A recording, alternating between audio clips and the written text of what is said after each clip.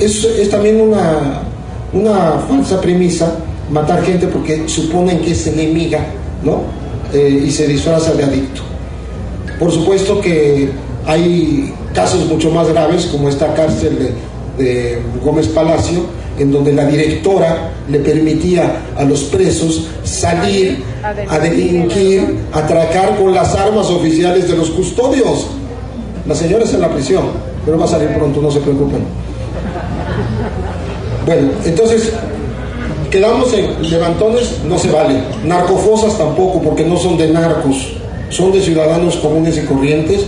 Allí hay comerciantes. Los que han aparecido, los pocos, los 32 que han aparecido, son gente que iba de Puebla, de Michoacán, de Guerrero, de Veracruz, de San Luis Potosí, a trabajar o a pasar al otro lado, a intentar el sueño americano. Pero muchos comerciaban con autos, o sea, eran gente como todos los que estamos aquí sentados, gente común y corriente. No son ni delincuentes, ni opositores políticos, son simples ciudadanos mexicanos los que están siendo masacrados y desaparecidos.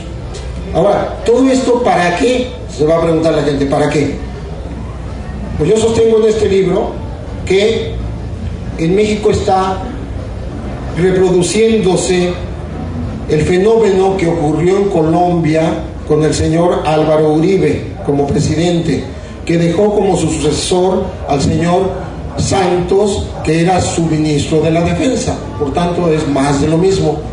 Bueno, ya se están peleando ahora, pero eso no importa, para nuestro caso no importa. El señor Álvaro Uribe virtualmente vive en México, asesora a Felipe Calderón.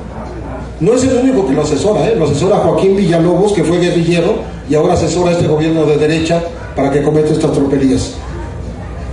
Exguerrillero salvadoreño, traído a México por el señor Rubén Aguilar, vocero de Vicente Fox. Bueno, entonces, decía yo de Álvaro Uribe.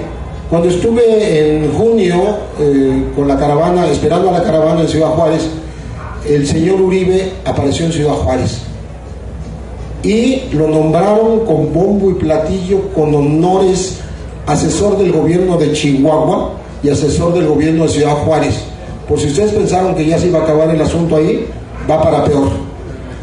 En Colombia hubo un fenómeno del que poquísimos hablan en México, muy escasos, como Carlos Facio, como Clemencia Correa, como algunos maestros de la Universidad Autónoma de la Ciudad de México, algunos académicos, pero los falsos positivos consisten en lo siguiente: al señor Uribe no se le ocurrió mejor cosa para combatir a la delincuencia organizada y a la guerrilla en su país, y a la narcoguerrilla, como le llaman, que darles estímulos a los militares, darles dinero y darles ascensos y darles prestaciones, tipo tomarse días de vacaciones, etcétera. Y emitió un decreto, el decreto 1440, oficial del gobierno. Entonces les pagaban conforme había víctimas del otro lado, conforme eran los caídos, o sea, les pagaban a destajo por matar guerrilleros. ¿Qué hicieron los militares? Como suelen ser muchos militares, decía un amigo ex embajador, hablando de los militares argentinos cuando perdieron en la guerra de las Malvinas, decía: son generales de espadas vírgenes. Muchos militares cometieron la cobardía de ir recogiendo gente en la calle, como se dice aquí, levantando gente, como ocurre en México, llevándose gente de Veracruz. Son chavos que se llevaron porque estaban celebrando el 15 de septiembre. O sea, se los toman de la calle, si están tomándose una chela en la banqueta, si están en un bar, si están caminando, si están en un centro de rehabilitación, donde los puedan tomar, y se los llevan. Esto en Colombia se los llevaban a un batallón y los mataban. Una vez muertos, los vestían con ropas de las FARC, de las Fuerzas Armadas Revolucionarias de Colombia. Los vestían de camuflaje de guerrillero y decían: son guerrilleros caídos en combate. Hay dos casos muy sonados. Uno en el municipio, en el departamento de Soacha, que que es muy pegado a Bogotá, es como Nesa aquí, con un barrio más o menos marginal. De ahí se llevaron decenas de muchachos y aparecieron muertos 800 kilómetros más lejos. O sea, no solo los mataron, falsearon que eran guerrilleros y falsearon el lugar del combate, o sea, los fueron a tirar lejísimos, ¿no? Por eso yo pienso mucho en Tamaulipas, no sé qué está pasando. Y le hago la pregunta, ¿no estaremos replicando el modelo colombiano?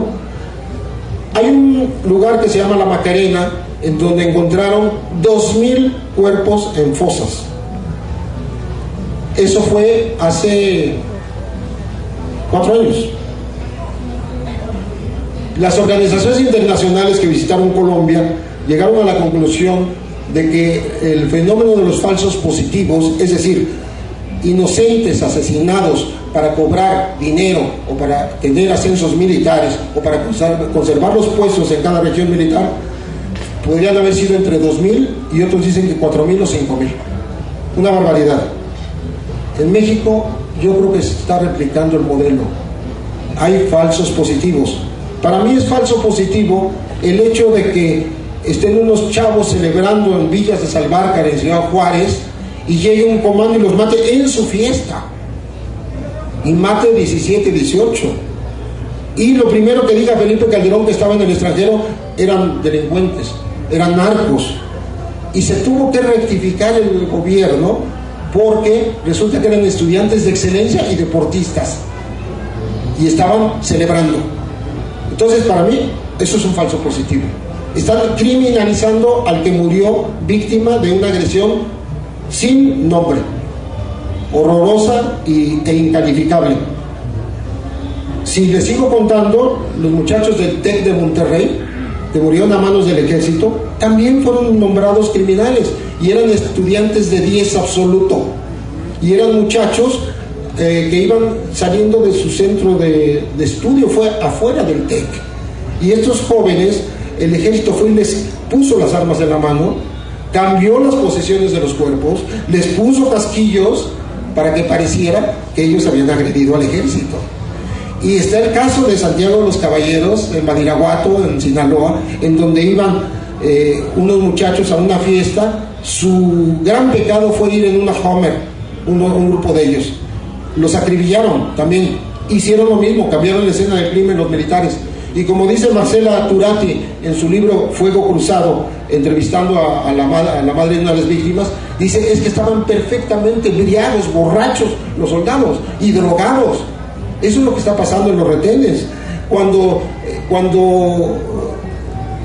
disparan en contra de una camioneta con maestras y niños que venían por San Ignacio, Sinaloa, igual estaban borrachos y drogados los militares. O sea, hay un riesgo terrible en México de pasar por un retén, porque no sabemos a quién nos estamos enfrentando. Gente irracional, preparada solo para matar, no está preparada para hacer trabajo de inteligencia, para hacer trabajo policíaco, no está preparada para investigar. Ellos tiran a matar y después averiguan. Bueno, si a eso le agregamos, entonces decía yo que para mí esto, que es lo confirmable porque aparece en los medios, es cuando el gobierno criminaliza a los que murieron y los hace falsos positivos. De hecho, la palabra falso positivo viene de la medicina, viene de las pruebas de embarazo, en donde dice que una mujer está embarazada y siempre no, porque no salió bien la prueba. Es decir, por eso se llama falso positivo. No es una frase a la que estemos acostumbrados en México. Creo que nos vamos a tener que ir acostumbrando, por lo menos para saber lo que pasa en este país. En este libro, yo intento dar un contexto, explicar un poco lo que está pasando. También sostengo, aquí tengo una entrevista con Javier Sicilia, otra con el padre Solalinde. El padre Solalinde cuando dice, busquen en Veracruz, allá hay más fosas que en Tamaulipas. Y se lo dijo a Calderón, y se lo dijo a los obispos, y se lo dijo al gobernador de Veracruz. Y no pasa nada. Somos el país donde no pasa nada, porque nosotros no hacemos que pase. Volviendo, me acordé porque estaba hablando de Solalinde. Cuando yo empiezo el libro, empiezo con una descripción terrible. yo digo que los policías federales y los militares encontraron en San Fernando, Tamaulipas, camiones enterrados con todo y gente. Camiones. Cuando me lo contaron dije, están locos. Vi los partes policiales. Sí ocurrió eso. ¿Para qué lo hacen? Pues para impactar más, para tener a la sociedad crispada, para tenerla temblando y poder hacer cualquier reforma antipopular en este país. Eso se llama doctrina del shock. Doctrina del shock, que está sostenido en un libro de una señora que se llama Naomi Klein, un libro como de 800 páginas, en donde dice que los gobiernos dictatoriales han aplicado medidas de shock contra la sociedad cuando ocurren terremotos, inundación, etcétera. Aprovechándose de la tragedia, entran los grandes negocios. Bueno, colóquenlo en guerra.